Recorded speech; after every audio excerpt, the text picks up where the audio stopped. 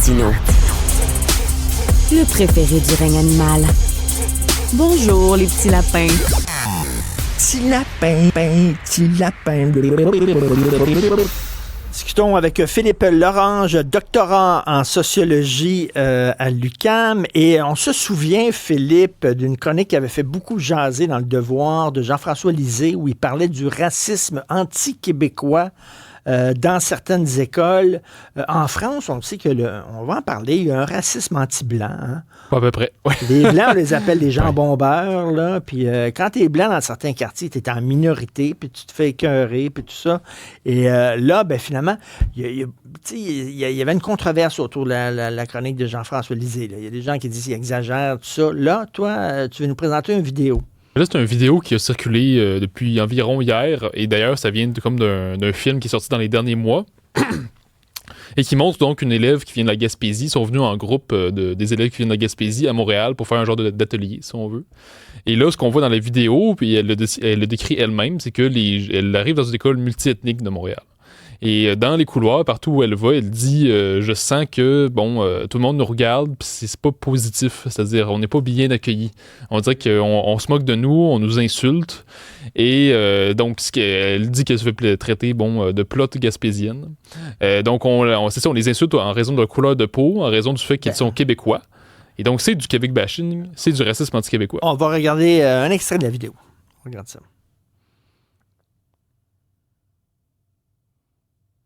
On va l'avoir bientôt, ça va embarquer. Ça va kicker à un moment donné.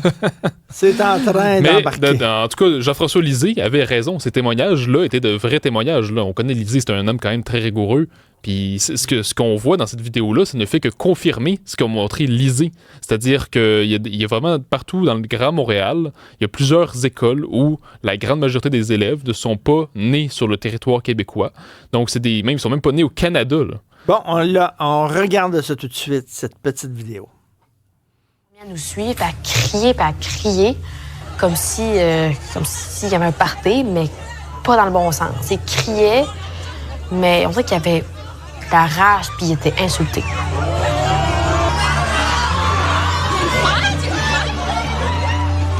Traité de plotte gaspésienne, estime blanche.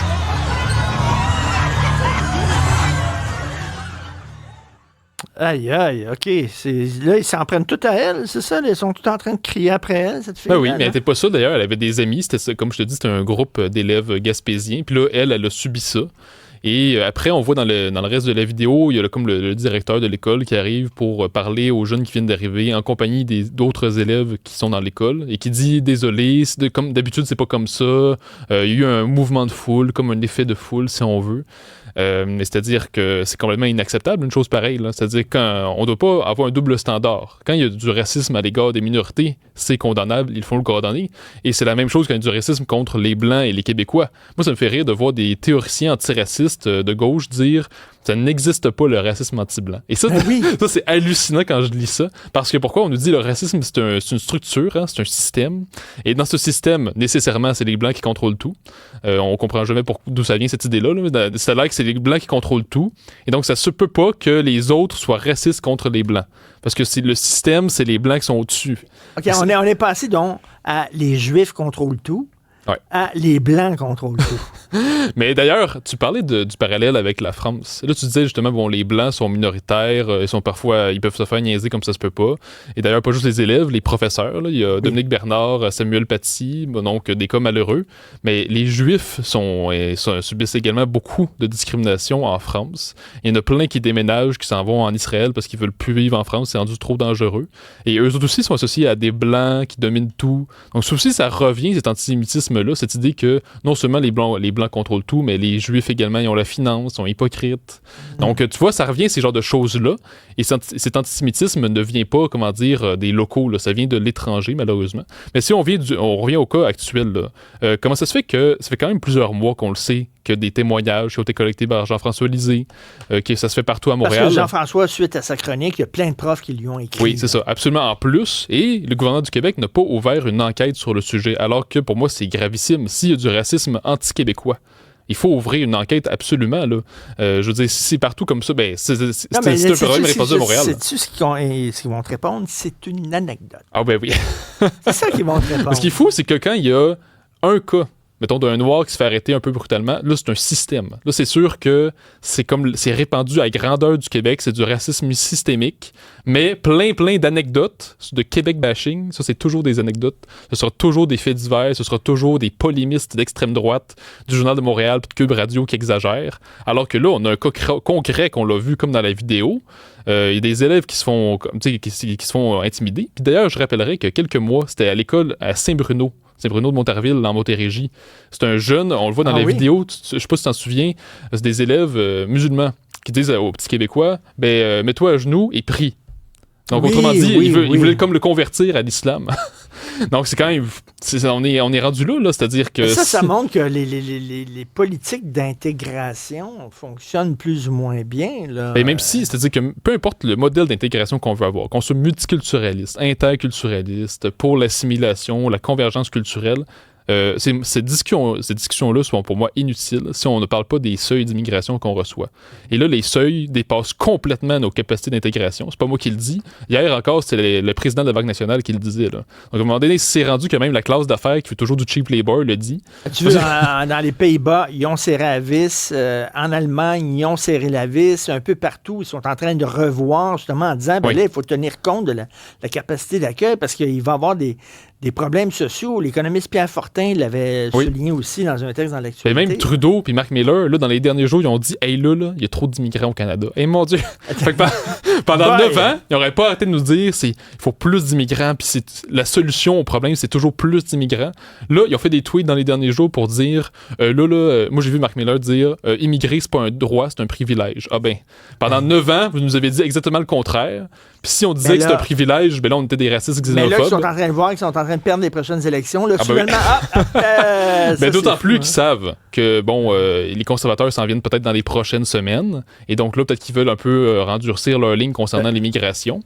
Mais moi, ce que je trouve vraiment pas intelligent de la part de François Legault, ce qu'on a vu dans les derniers jours, il en appelle tout de suite à une élection précipitée des conservateurs, mais il a pas bien joué ses cartes, parce qu'il aurait pu faire des demandes aux conservateurs, dire si vous voulez aller tout de suite en élection, être élu tout de suite, nous, le Québec, on fait ces demandes-là.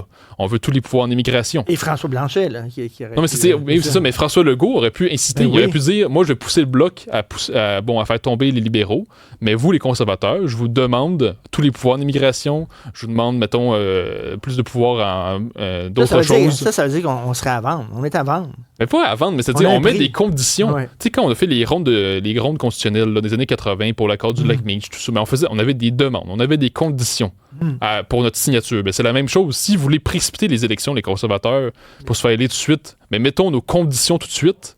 Parce que si on met une condition, ça veut dire qu'une fois qu'ils vont se faire élire, ils vont être majoritaires, puis on va avoir aucun rapport de force. Et le genre de problème qu'on vient de voir aujourd'hui avec l'intimidation dans les écoles, ben, ça va continuer parce qu'on va recevoir encore plus d'immigration qui va être imposée par le fédéral. Et Philippe, la mixité se passe pas toujours bien dans les écoles, ça se passe pas très bien non plus dans le village. Ce qu'elle appelle la mairesse Plante, la mixité sociale, la cohabitation entre les citoyens qui travaillent pour gagner leur vie et les itinérants. Et d'ailleurs, c'est drôle de parler de mixité sociale si on vit bien sûr à Westmount ou je sais pas dans un quartier où tout va bien, il y a pas de piquerie proche, c'est pas nécessairement un gros problème d'itinérance. Mais là, le village gay, je sais pas si tu l'as visité récemment. Mais c'est Zombieland, là. Mais vraiment. Tu sais, quand c'est la vidéo que j'ai vue récemment, justement, ce matin à TVA, l'homme qui dit, c'est le propriétaire d'immeuble, puis il dit, là, j'ai mis des barbelés. Pourquoi? Parce que c'est un chantier de guerre ici. Puis il a raison. Vous promenez d'où sur Sainte-Catherine dans le village gay, c'est Zombieland. C'est même pas des blagues, là. Je veux dire, vous vous promenez, les gens sont plus là. Il y a constamment de la police partout. Il y a rien d'agréable à marcher dans ce coin-là, là. Donc je le comprends d'avoir mis des barbelés parce que... Ils ont perdu le contrôle. Ils ont complètement perdu le contrôle. Et là, d'ailleurs, hier, j'étais à la grande bibliothèque. Je suis souvent là-bas. Puis là, il y avait, un sans-abri, évidemment, qui trouve pas vraiment de place. Il passe tout le temps ces journées-là, je le vois souvent.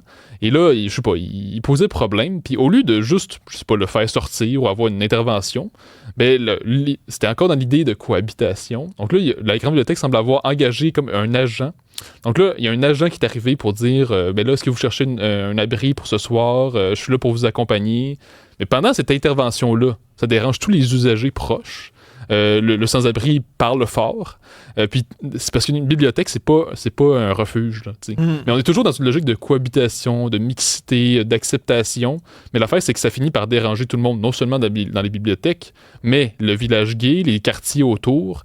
Si on est toujours dans une logique de mixité, puis qu'on veut jamais être dans une logique moindrement de répression, mais c'est clair que là, on rend un quartier absolument toxique et des lieux publics toxiques. Et tu as vu ce qui se passe en Colombie-Britannique. En Colombie-Britannique, on était beaucoup sur justement la mixité sociale, comprendre, la bienveillance et tout ça. Et là, on vient d'adopter une politique en disant les gens qui ont des gros problèmes de toxicomanie dans la rue, on va les prendre, puis on va les mettre à l'intérieur d'instituts où ils vont suivre de force une thérapie de désintoxication. Mais je pense que c'est absolument ce qu'il faut ici même à Montréal, dans le reste du Québec. Pourquoi? Parce que là, on se promène dans des parcs un peu n'importe où, le Carré Saint-Louis, Parc La Fontaine, il se met à avoir des fous qui se mettent à crier. Là.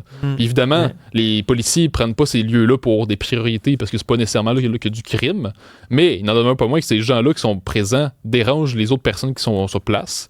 Donc, et évidemment, les policiers ne peuvent pas tout faire. Donc, il faut avoir les méthodes un peu plus répressives, tout en ayant quand même une forme de tolérance. Et faire comme tu dis, c'est-à-dire prendre ces gens-là qui posent problème, qui sont rendus beaucoup trop intoxiqués. Écoute, mais rester dans les centres, c'est ça qui va les aider vraiment. J'aurais pu montrer la vidéo d'un de mes amis qui demeure au village, qui a filmé par sa fenêtre sans-abri, qui a chié sur son balcon.